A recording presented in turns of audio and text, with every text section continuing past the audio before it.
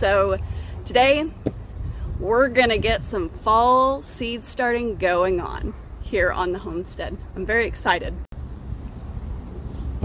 Hello beautiful people, welcome back to the channel. So today we're gonna get some fall seed starting going on here on the homestead. I'm very excited.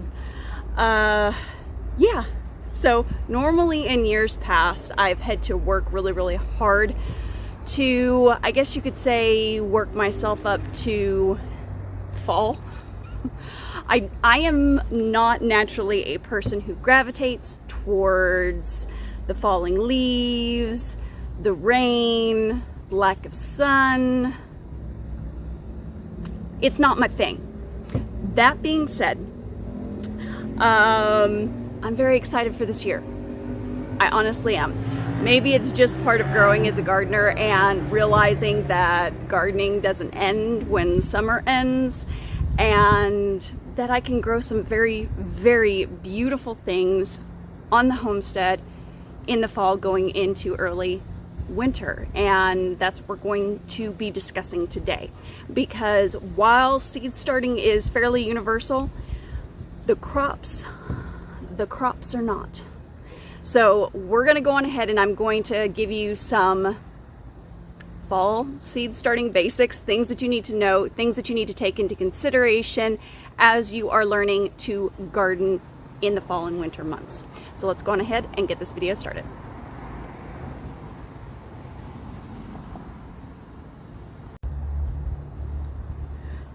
Okay, so before we completely and utterly deep dive in, I'm going to show you some of the things that I have selected to seed start for the fall garden.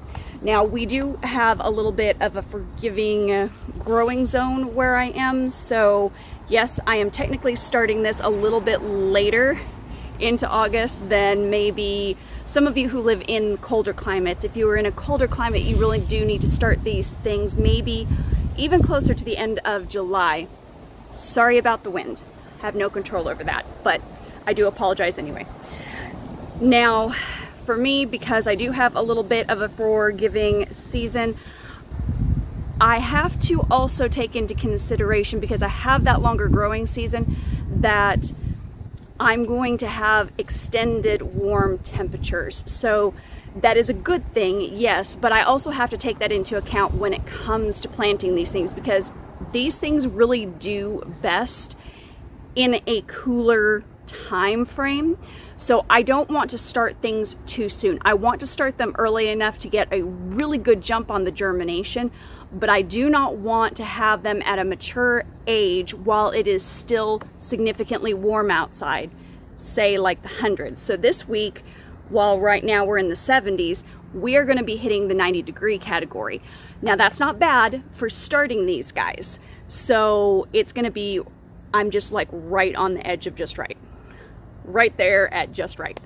Because the next 2 weeks is going to give me enough warmth, enough light, and enough time during the day, because that's another thing that you have to factor when it comes to fall gardening. You don't have the long sunlight that we do during the summer, and these guys need that sun in order to continue growing on. The less light, the slower the growth pattern. So that's why the summer garden always looks so big and so lush so quickly, is because of all of that light. Now, fall garden does not. So that's why we want to get a 2-week jump on these guys. They are going to have germinated within the next 2 weeks, and they will be perfect to plant out here at the beginning of September. Now, we will still have enough light. These guys are going to grow on just fine. They are going to grow slower, but they do love the cool. The cool for cold crops really does sweeten them, improves their flavor, and they're just happier as far as it goes.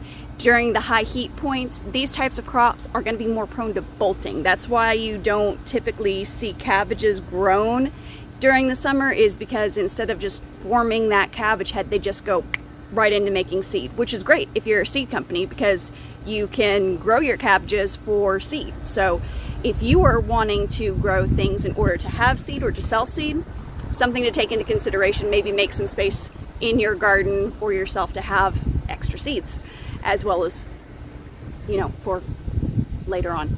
Now, I'm going to be growing some cabbages. We do actually have some smaller cabbages, so these are like a Napa cabbage, okay? And then we have another Napa cabbage that's from Botanical Interest here, and it's a kilo slow bolt. So that means if we do have a late warm spike, that guy, less likely to go nuts on me. Peas love cool weather.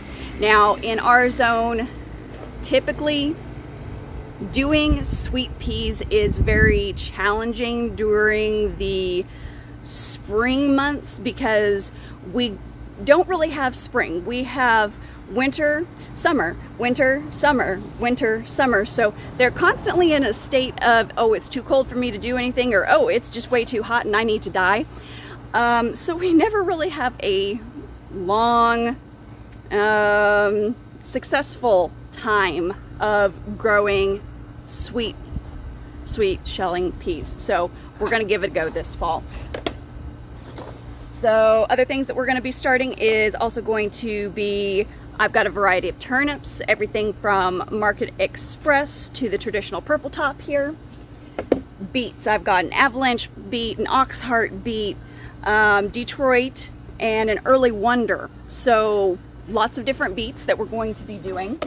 These are also good if you have the space and you've already started pulling out your summer garden.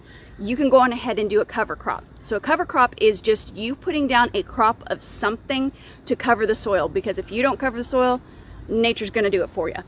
And you're probably not gonna like the results as much. So you might as well put down something that is beneficial for you and your family. That is part of why I'm going on ahead and seed starting these guys, so that I can go on ahead and have a crop to put out. And on top of it, once I pull out the summer garden, I can go on ahead and do another sowing. So in 2 weeks, there will still be enough warmth in the soil for germination. There will still be enough light for them to grow. However, their growth pattern is going to be slower. So in the interim, these guys will be larger and harvestable and eatable, edible. Yeah, edible sounds right. Edible for us while we're waiting on what I have directly seed sown, and those will be ready probably around Christmas time. So multiple crop, multiple sowing, that is just part of what you should do as permaculture gardeners, and really as gardeners period, because it's square footage that we really need to be taking, you know, advantage of, and we don't seem to do that very often. Now, next one is going to be broccoli rabe, or spring rapini is also a name for them. It is a type of broccoli that is a little bit smaller. So broccoli and cauliflower tend to get very, very large, but the broccoli rabe is a smaller variety. Also, you can cut it and there will be side shoots that come out. And granted, they're not going to be as big as the initial floret, but it is still food that they are able to produce and that you can still at least get a dinner from. So you can usually get more than one harvest off of these guys, and they're space saving. So for those of you who are in a small space, bonus round, okay? The other thing that we have here is we have some Mizuna greens. So this is just like this guy right here. And it's just a leafy Asian green. It's a good one to saute in a pan and have as a side, especially during the winter. It'll be delicious as a side with steak. And I can actually have this because it is, you know, cookable. So I have to be careful what greens I eat these days. All right, moving on to the next thing. So what I am going to do, I am actually going to be using our, I believe these are 72 cell count trays. And these guys obviously are smaller than what we started our spring seeds in. Our spring seeds, I don't even know if I have any of the, oh, I do. We're done in this size. This is a 2-inch, I believe, cup size.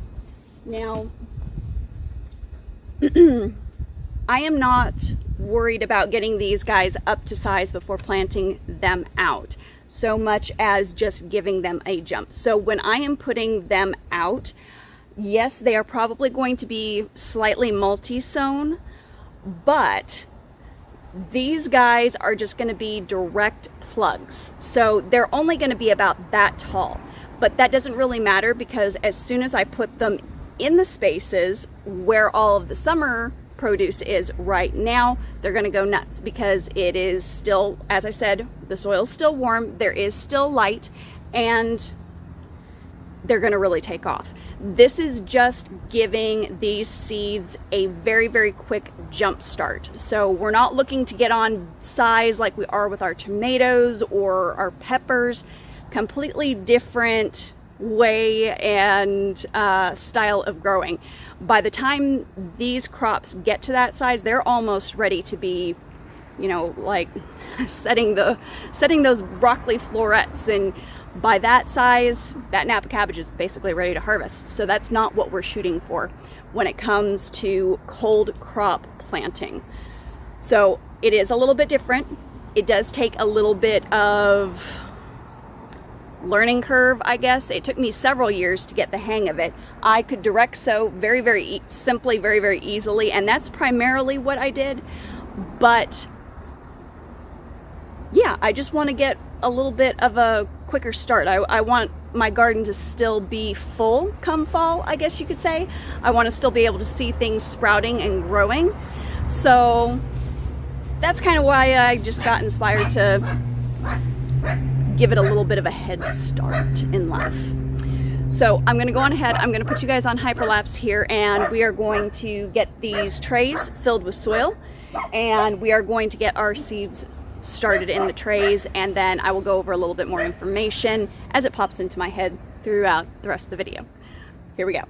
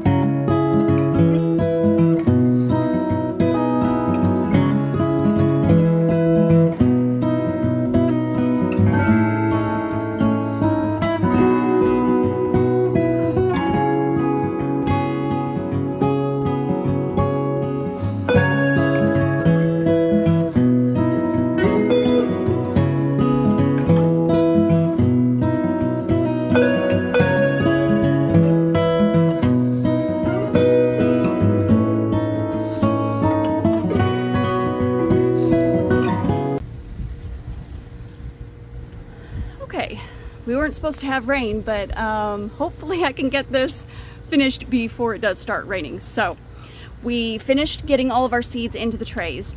Now, here is the reason that I prefer to seed start my fall and winter garden.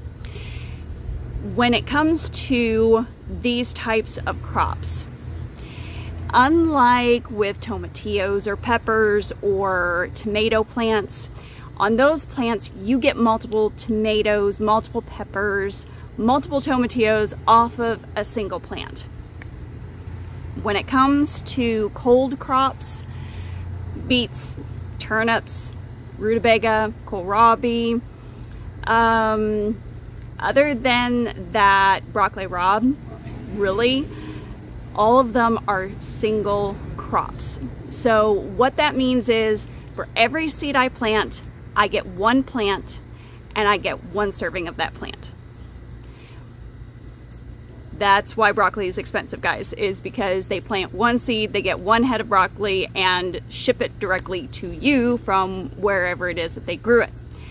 So for me personally, when it comes to fall, winter, early spring gardening, I am not someone who is going to necessarily get starts that are already started, because say somebody started a pack of them, a 6-pack, and oh, they're selling them for $4 or $5 each. That's almost $1 for each plant. Whereas I can get seeds, these seeds in particular, for anywhere from around $2 to $4, and I can have 100+ seeds for $2 instead of having